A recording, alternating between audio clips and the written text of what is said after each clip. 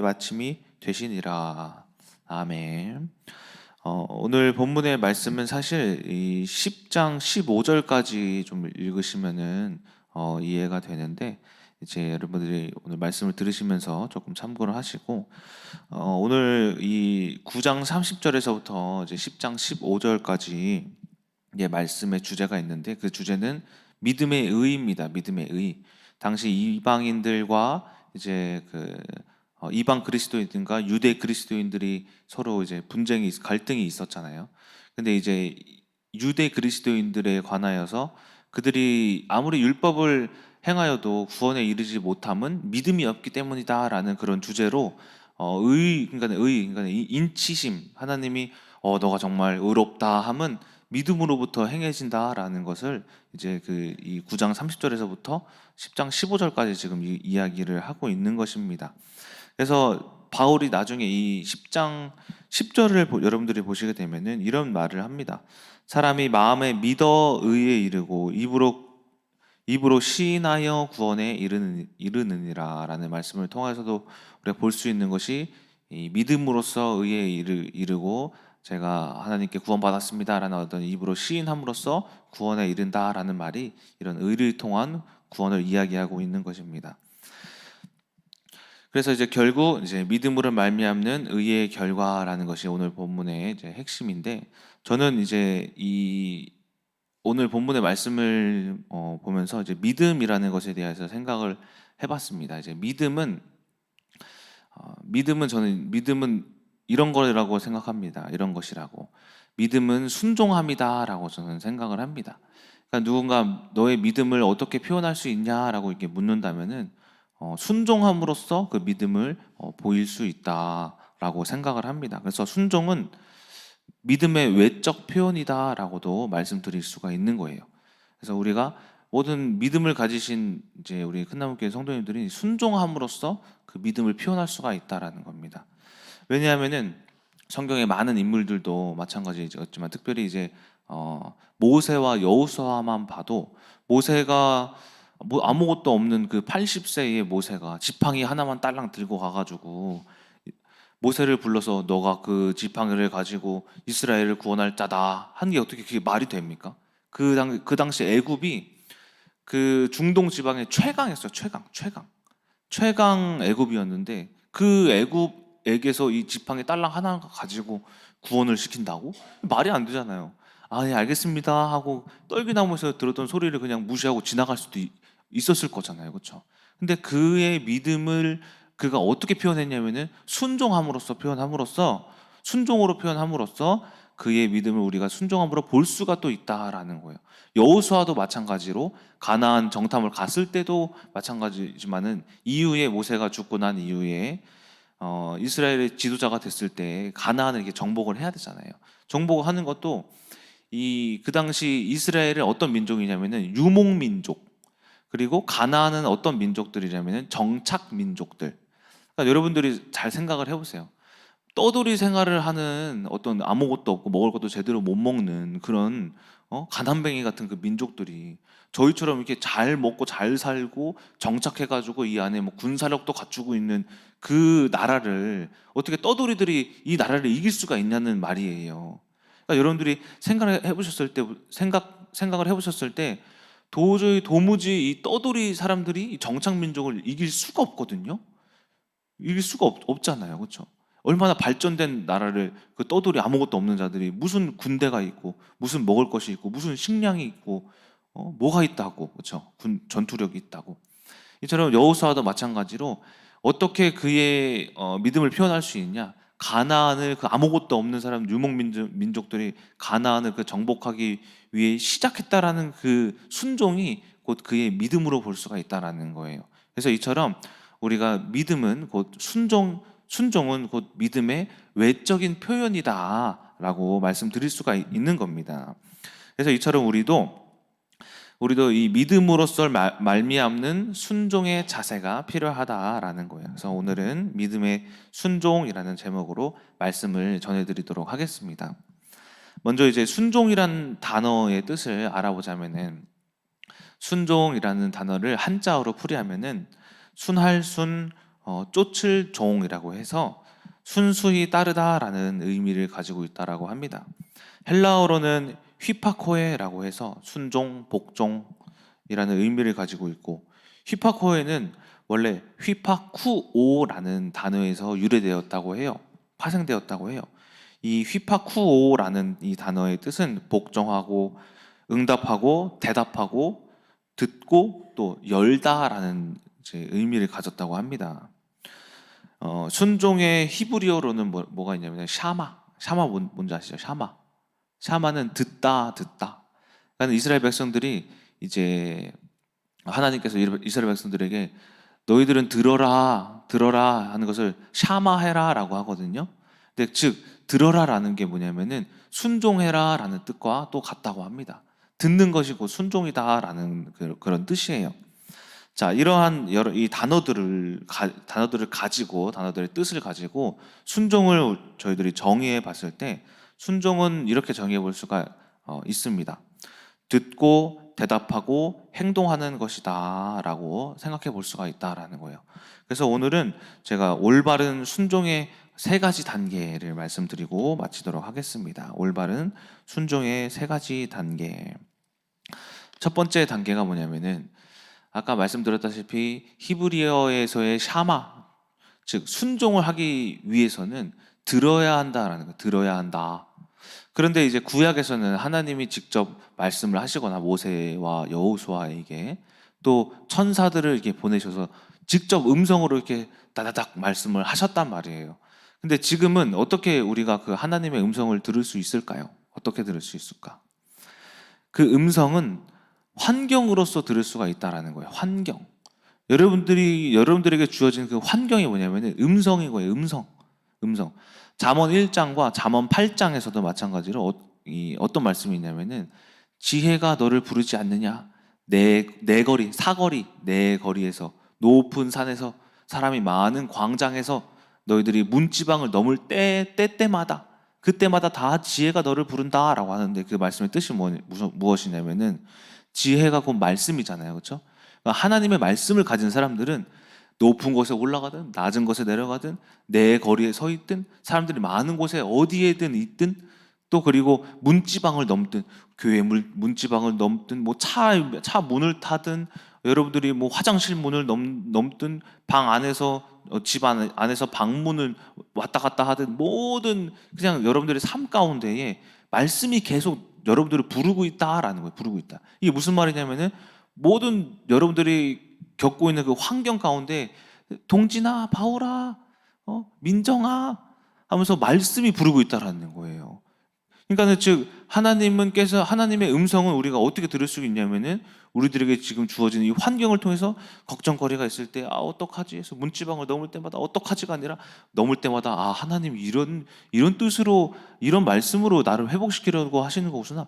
운전할 때도 하나님이 이렇게 안전운전하라고 이렇게 말씀하시는 것이구나라고 우리가 어딜 가든 말씀이 환경이 지금 뭐 하고 있다? 하나님의 음성이 뭐 하고 있다? 여러분들을 부르고 계시다라는 거예요. 그래서 이 음성을 듣는 것이 이 첫 번째 단계다라는 것입니다.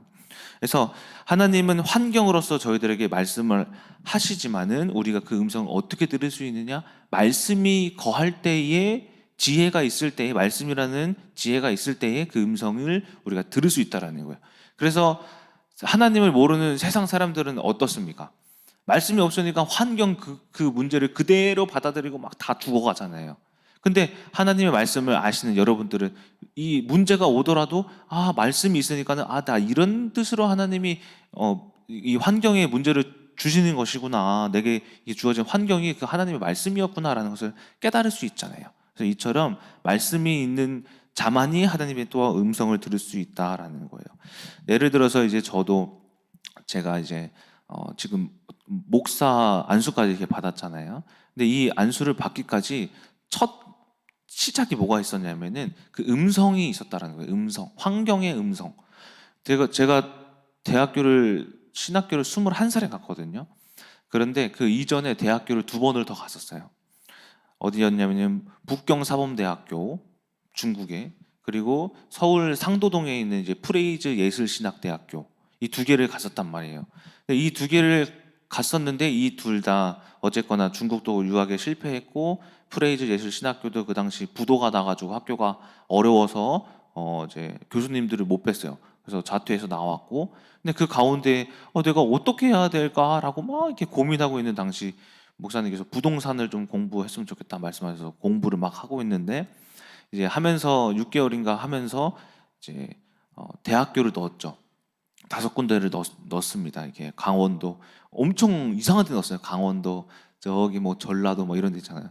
저기 뭐 충청도 막 충청부터 괴산 막 이런데 막 이상한 데 막 넣었단 말이에요. 넣었는데 아니 그 이상한 데를 넣었는데도 어떻게 되냐면 학교가 다 떨어지는 거예요. 다. 이상하다. 여기 붙을 만도 한데 저 정도면은.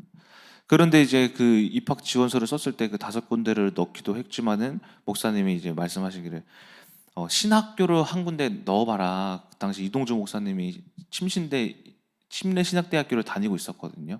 그래서 한 군데 넣어봐라 해서 저는 죽어도 싫습니다. 형만 목사하면 되지. 저는 할 필요가 있겠습니까? 형만 하면 되지. 꼭 넣어라라고 하셔가지고 안 싫습니다. 저는 죽어도 그런 거 하기 싫었거든요. 그랬더니 그냥 입학 지원서만 넣으면 되지 않느냐. 싫다. 5만 원 줄 테니까 넣어라 해서 알겠습니다. 그래서 바로 이제 입학 지원서를 신학교 있게 넣었죠. 어쨌든 넣으니까 이제 어떻게 되냐면은 강원도에 있는 학교 다 떨어져, 전라도 떨어져, 다 부동산학과 다 떨어지고 뭐만 붙었냐면은 침례신학대학교 신학과 하나만 딱 붙은 거예요.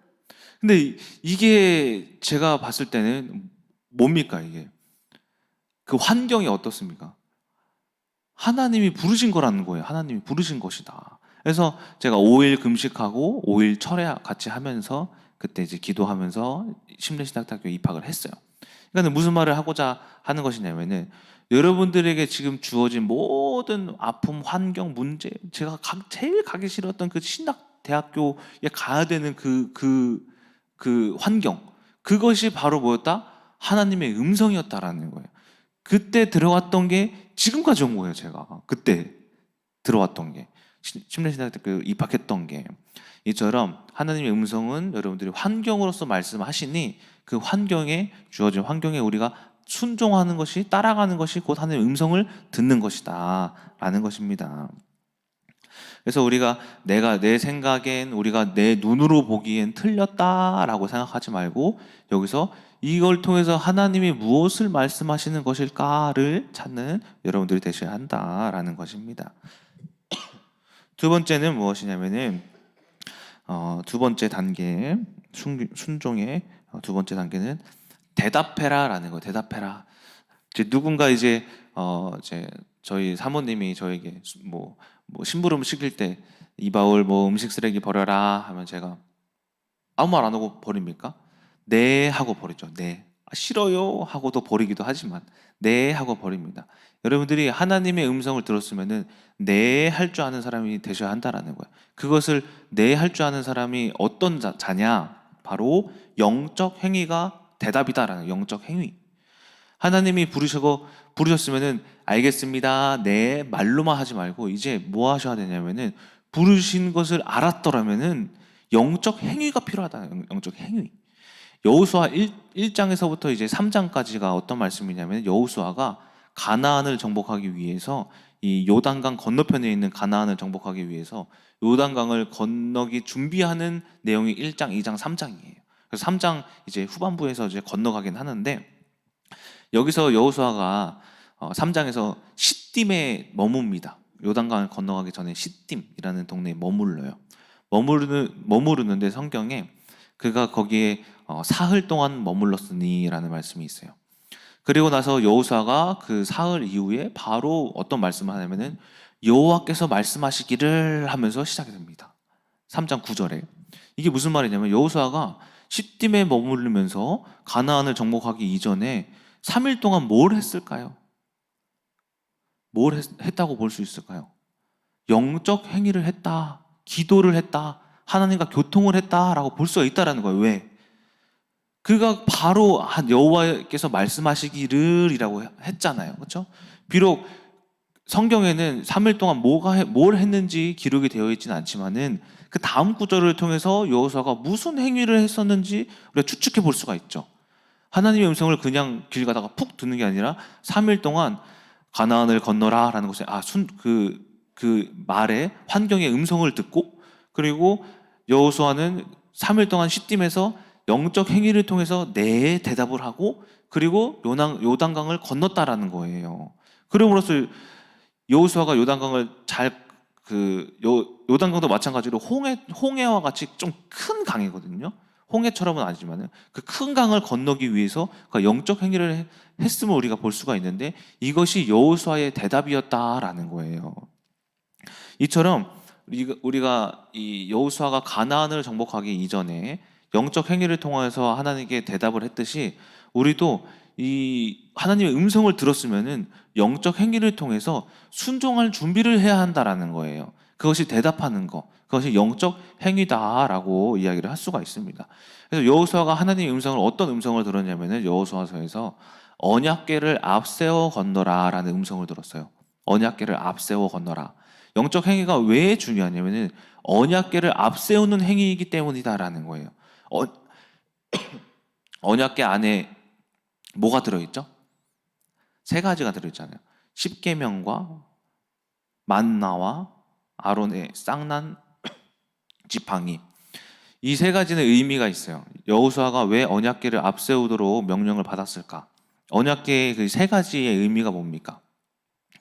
먼저 십계명은 말씀이에요. 그리고 만나는 뭐냐면 생명이에요. 아론의 쌍난 지팡이는 능력이에요.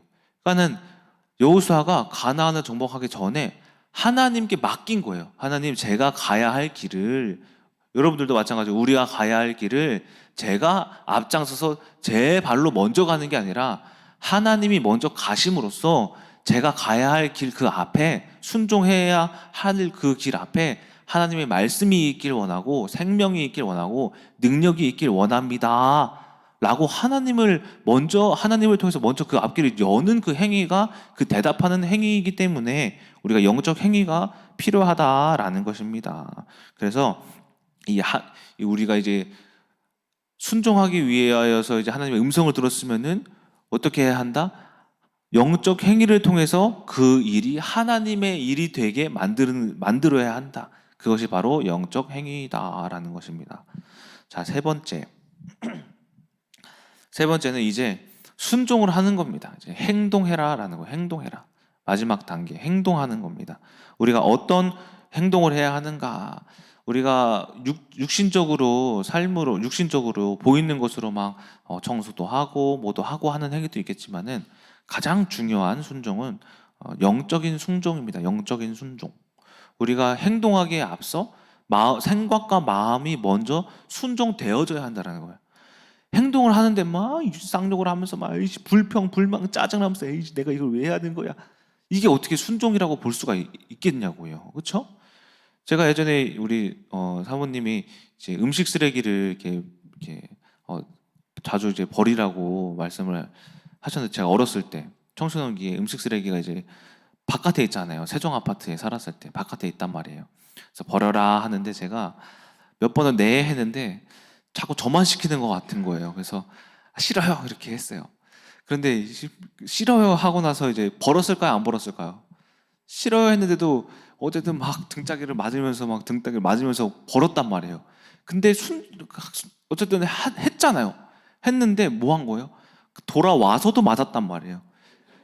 이게 뭐냐면 하나님께서 순종을 하더라도 우리가 했잖아요. 이렇게 불평하는 것을 혼날 수도 있다라는 거예요. 그러니까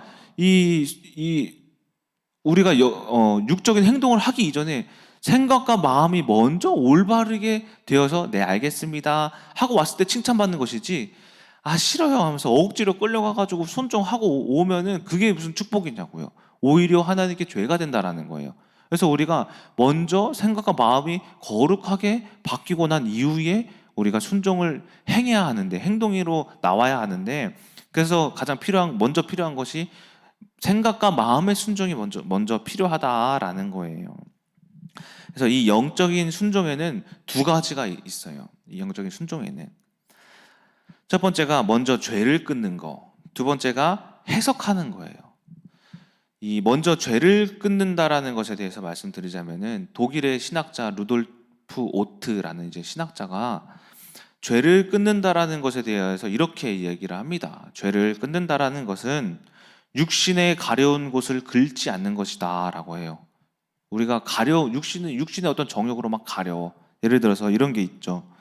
음란한 거, 혈기, 그리고 시기하는 거, 질투하는 거, 또 불만, 걱정, 염려, 불안 이러한 같은 게 뭐냐면은 육적인 가려움이에요. 그래서 우리가 이제 음란이라는 것을 예를 들어서 보자면 음란이라는 것을 죄라는 것을 알지만 막 가렵잖아요. 막 음란을 행하고 싶어 갖고. 그렇죠? 그리고 혈기도 마찬가지로 혈기인 거 화내는 게 죄라는 거 이제 알잖아요. 아는데 막 미치겠잖아요. 이게 폭발하고 싶어 가지고. 이게 가려운 거라는 거예요. 루돌프 오트가 이 가렵다라고 이제 비유를 한 거예요. 가려운 거예요. 그래서 이 음란한 짓을 해야지만 시원하잖아요. 막 긁었으니까. 혈기를 한번 빵 내야지만 뭔가 풀어지잖아요. 그렇죠? 또 말도 마찬가지로 우리가 말 속에 불평, 불만, 짜증 막 이런 걸 내야지만 속이 막 뻥 뚫리잖아요. 그렇죠? 이처럼 이 죄를 끊는다라는 것을 가려운 것을 긁지 않는 것이다라는 거예요. 그런데 우리가 이제 루돌프 오트가 이렇게 비유했듯이 우리가 벌레에 물리면 어떻습니까? 막 가렵죠. 모기에 물리면 가려워요. 근데 이 가려운 것을 계속 긁으면 어떻게 되냐면은 이 상처가 나고 나중에 흉터가 생겨요. 흉터가 생겨요. 이처럼 마찬가지로 육체의 이 정욕의 이 가려움에도 뭐가 있냐면은 음란함을 행하고 혈기를 행하다 보면 어떻게 되냐면은 상처가 나고 흉터가 생긴다라는 거예요. 그 육신에 대한 결과가 그렇게 나타난다라는 거예요. 그래서 우리가 이 첫 번째로 우리가 순종을 하기 위해서는 육적인 죄를 가려운 것을 긁지 않는 것이 가장 중요하다라는 겁니다. 내가 불순종하고 싶어 내가 하는 거 짜증나 이게 지금 가려운 거예요. 짜증나. 이거 불안한데 안 될 것 같은데 이 가려운 거예요. 아니 하지 마. 하지 않으니까 마음이 편하잖아요. 가려운 거 긁었잖아요. 그러면 뭐 순종하지도 않았으니 축복도 없는 거죠. 한 예를 들어서 제가 저희 집에 지금 2달째 TV가 안 나와요. TV가 안 나오는데 이거 예전부터 말씀드린다고 했는데 이제 오늘 이제 말씀드리려고. 그 TV가 안 나오는데 이게 왜 안 나왔냐고 제가 TV를 부셨다고 했잖아요. 그렇죠? 왜 부셨는지 이 사건이 있었어요. 왜 그랬냐면은 어느 날 2달 전에 제가 라면을 이렇게 먹고 라면 봉다리를 안 치웠어요. 그냥 가스불 옆에다 그냥 놨단 말이에요. 껍질 까놓은 걸. 그리고 나서 이제 제가 뭐 설교 준비하고 책 읽고 이거 제가 하는 거 일상적인 거 다 했단 말이에요. 그때 민정사무가 잠깐 나갔다가 왔었는데 그때 육아가 좀 힘들었나 봐요. 힘들었는지 아니 라면을 먹었으면은 이 봉지라도 좀 치우라고 하면서 그날따라 이상하게 소리를 꽉 지르는 거예요. 그래서 제가 깜짝 놀랐어요. 아니 근데 라면 봉다리 하나 그냥 주워서 너가 넣어주면 되지 이렇게 화낼 필요는 있냐. 아니 내가 힘들어 죽겠지. 내가 애기 젖병을 닦고 청소를 하고 뭐를 하고 이것도 하고 저것도 하고 저것도 하고 저것도 하고 하는데 오빠가 좀 도와주지도 못할 망정 왜 일을 만드냐고 하면서 하는 거예요. 제가 거기서 알잖아요. 뭔가 흑암이 지금 속이고 있다. 그래서 알잖아요. 그래서 내가 알았어. 내가 미안해. 다음부터는 잘 치울게. 이렇게 했어요. 했는데 말로만 하지 말고 제대로 행동으로 하라고 하면서 한 10분을 계속 잘라잘라서 저를 막 쏘아대는 거예요. 그래서 제가 10분 동안 막 참았어요. 이러면 내가 혈기가 날 것 같은 거예요. 그러니까는 가려운 거예요. 혈기가 나고 싶어서 막 가려운 거야. 아이씨, 혈기 나고 싶고 막, 쌍욕을 하고 싶고 막, 이렇게 참았어요. 그래서 제가 또 한마디를 했죠. 이제 그만해. 나도 화날 것 같으니까 그만해. 제발 그만해. 이거 지금 속이는 거 알잖아. 그만하자. 이제 그만 끝. 그러니까는 알았어. 그러니까 다음부터 잘해. 알겠어? 그 한마디에 에이씨 18 하면서 옆에 있던 조이의 장난감을 발로 찼는데 그 TV로 날아가가지고 팍 깨져버렸어요. 보니까 이게 무슨 일이에요? 어떻게 보면 부끄러운 일이지만은 여러분들께 말씀드리는 이유가 속았던 걸 지금 말씀드리는 거잖아요. 그러니까는 제가 혈기가 나고 싶은 것을 아는데 뭔가 하냐면은 막 미치도록 내고 싶어서 가려워서 또 환장하겠는 거예요. 근데 결국에는 가려운 것을 긁었더니 어떻게 됐어요? TV가 부셔졌잖아요. 지금도 그 TV가 이제 뭐 매달려 있는데 볼 때마다 무슨 생각이 나냐면 내가 왜 혈기 냈지? 이 TV 그래도 한 60만 원짜리인가 그런데 아이고 경제에 도둑질 받았네 내가 경제. 그리고 또 뭐예요? 볼 때마다 뭔가 마음이 아파요. 흉터가 생긴 거예요. 흉터. 긁었더니만. 그러니까 이처럼 이 죄를 우리가 극복해야 되는 이유가 무엇이냐면은 이러한 어떠한 결과가 난다라는 거예요. 그것이 이제 뭐 TV로 끝나면 다행이겠지만 제가 만약에 민정사모한테 손찌검이라도 했어 봐요. 그러면은 결국에는 그 사람에게 마음의 상처, 어떤 육적인 흉터 이러한 것까지 지금 나타날 수가 있다라는 거잖아요. 그렇죠? 이처럼 여러분들이 이 육적인 것을 가려움을 긁는다면은 그것으로 인한 그 결과가 상처와 흉터로 남는다라는 것입니다. 그렇기 때문에 이 죄의 가려움을 극복하는 순종을 하자라는 거예요. 두 번째가 뭐냐면은 루돌프 오트가 이제 순종에 관하여서 또 이런 말을 했어요. 순종은 무가치를 가치 있게 만드는 것이다라고 합니다. 그러니까는 우리들에게 주어진 어떤 환경, 그러니까는 사람들, 많은 모든 것들, 이러한 것들을 우리가 눈으로 봤을 때 무가치하다라고 생각할 때가 있잖아요. 내 남편은 왜 이렇게 쓸모가 없지? 내 아내 왜 이렇게 바보 같지? 내 자녀는 왜 이렇게 지혜롭지 않지? 똑똑하지가 않지? 왜 이렇게 말썽만썩이지? 이렇게 우리가 육신으로 생각할 수가 있다라는 거예요. 근데 우리가 행동하는 것은 그 마음가짐에 무가치하다라고 생각하는 것을 가치 있는 생각으로 바꾸셔야 한다라는 거예요. 그래서 순종은 무가치를 가치로 바꾼다라는 거예요. 예를 들어서 조이의 지금 갖고 있는 이 혈관종 있죠. 이 혈관종 제가 봤을 때는 쓸모 없어요. 왜 그 아이에게 못하러 여기 혈관종이 나가지고 쓸모 없잖아요. 돈만 나가지. 병원을 서울까지 다니는데 기름값 나가지. 시간 뺏기지. 이 쓸모없네. 그쵸? 근데 아니다라는 거예요. 이 무가치한 혈관종을 어떻게 해석하는 거냐면은 가치 있는 것으로 해석해 봤을 때에 뭐가 보이냐면은 하나님이 나를 거룩하게 만드시려고 내가 이전에 인정사모 행했던 그 모든 말로 죄를 지었던 모든 것들 깨달으라고 이 죄의 결과가 지금 그 아이에게 왔으니 이제 네가 지금 깨끗해질 필요가 있다라고 말씀하시는 것이구나라고 생각했을 때 너무나도 가치가 있는 혈관종이 되어버린 거예요. 이처럼 무가치를 가치 있게 만드는 거예요. 우리가 생각으로 먼저. 민정사모의 삶도 마찬가지였어요. 어떻게 저 사람이 사모야? 라고 처음에 생각할 때가 있었어요. 말하는 것도 그렇고 해석하는 것도 그렇고 행동하는 것도 그렇고 모든 것들이 다 저로 봤을 때 사모로서 정말 쓸모없다 라고 생각했어요. 그런데 어느 날 그 어려운 싸우는 그런 다툼의 환경 가운데 어떤 이야기를 들었냐면은 우리 끝나무교회 어떤 성도님도 이런 문제가 있고 누구는 저런 문제가 있고 이분은 저런 문제가 있다. 가정의 문제에 대해서 있다고 막 들었어요. 근데 그것을 듣고 제가 어떻게 생각했냐면은 민정사모를 이렇게 나를 힘들게 하는 민정사모를 붙여주시는 이유가 무엇이냐면은 내가 이 사람을 통해서 하나님을 보고 하나님을 만남으로써 문제를 해결함으로써 우리 수많은 우리 성도님들이 겪고 있는 이 가정의 문제에 먼저 증인으로 세워주시려고 나에게 민정사모를 붙여주신 것이구나. 그래서 내가 이 사람과의 관계를 하나님으로부터 회복되었을 때에 그 말씀을 가지고 우리 성도님들의 가정 또한 살릴 수 있는 것이구나 라고 생각을 하니까는 이 민정사모가 어떻게 여겨지냐면은 너무나도 가치 있는 사람으로 여겨지기 시작하는 거예요. 이 사람을 통해서 어떻게 하나님이 말씀하셨지? 어떤 말씀을 하시는 거지? 어떻게 해결해야 되지? 어떤 말씀을 잡아야 되지? 이런 것을 계속 연구하기 시작했어요. 민정사모 덕분에. 그래서 그때 영성이 영안이 팍 열렸잖아요. 그러면서 해결됨으로써 뭐가 됐어요? 결국에는 문제들이, 사건들이 간증이 되어가지고 여러분들께 계속해서 말하고 있잖아요. 그렇죠?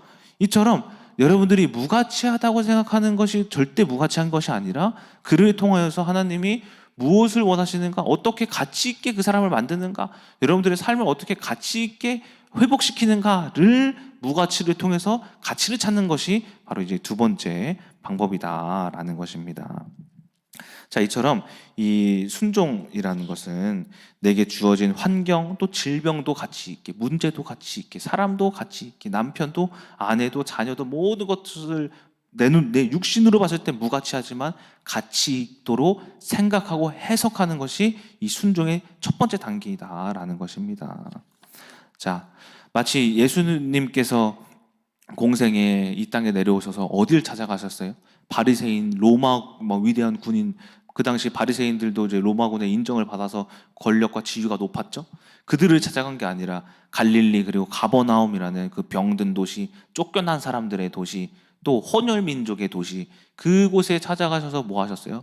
무가치한 사람들을 가치 있게 만드셨듯이 우리 또한 이 예수 그리스도의 사역을 닮아 이 무가치한 것들을 오히려 찾아다니면서 가치 있게 만드는 이 여러분들이 곧 하나님으로부터 순종하는 사람이다라는 것입니다. 결론입니다. 로마서 5장 19절에 이런 말씀이 있어요. 한 사람이 순종하지 아니함으로 많은 사람이 죄인이 된 것 같이 한 사람이 순종함으로써 많은 사람이 의인이 되리라. 즉 아담이 불순종함으로써 많은 사람이 죄인이 되었고 예수 그리스도가 순종함으로써 많은 사람이 구원받았듯이 여러분들이 만약에 불순종을 한다면 여러분들의 가정뿐만 아니라 여러분들의 주변 모든 환경, 내가 하는 행동 하나하나 모두가 다 저주가 될 것이고, 하나님께 순종한다면 여러분들의 가정뿐만 아니라 만나는 사람까지도 축복을 받고 하는 행동 모두, 하는 사업과 모든 직장 모든 것 안에서 형통함의 축복이 여러분들에게 있을 것이다라는 거예요. 그것은 여러분들이 하기에 달렸다라는 거예요. 불순종하느냐 아니면 순종하느냐에 따라서 그 인생의 결과가 판도가 달라진다라는 것입니다. 이처럼 우리가 오늘의 말씀과 같이 이 환경에 하나님의 음성을 어떻게 듣느냐, 환경으로 듣고 또 우리가 어떻게 대답할 수 있는가, 영적인 행위로서 대답하여서 우리가 또 이 영적인 행위로서 대답함으로써 또한 영적인 순종을 잘 함으로써 특히 죄를 우리가 알고 또한 무가치를 가치 있는 것으로 만드는 해석을 하면서 오늘 하루도 승리하시는 여러분 되시길 주님의 이름으로 소망합니다. 기도하고 마치겠습니다. 사랑의 하나님, 오늘 이 순종에 관하여서 들었습니다. 우리가 환경으로서 하나님의 음성을 잘 듣는 우리 큰나무교회 성도님들 되게 하여 주시옵시고, 영적인 행위로서 이제 내가 순종하기에 앞서 하나님의 앞장서 계심으로써 이 모든 것들을 하나님께 맡기는 우리 큰나무교회 성도님들 되게 하여 주시옵시고, 또한 영적인 해석으로서 우리가 우리의 스스로의 죄를 알고 가려운 것을 긁지 않고 참고 견디고 인내하면서 결국에는 우리가 순종의 의에 이르기까지 무가치를 가치 있는 것으로 해석할 때까지 주께서 저희의 생각과 마음을 지켜보호하여 주셔서 결국 우리가 하나님으로부터 승리할 수 있는 형통함의 축복을, 응답을 받을 수 있는 우리 큰나무교회 성도님들 되게 하여 주시옵소서. 살아계신 예수 그리스도의 이름으로 기도드렸습니다. 아멘.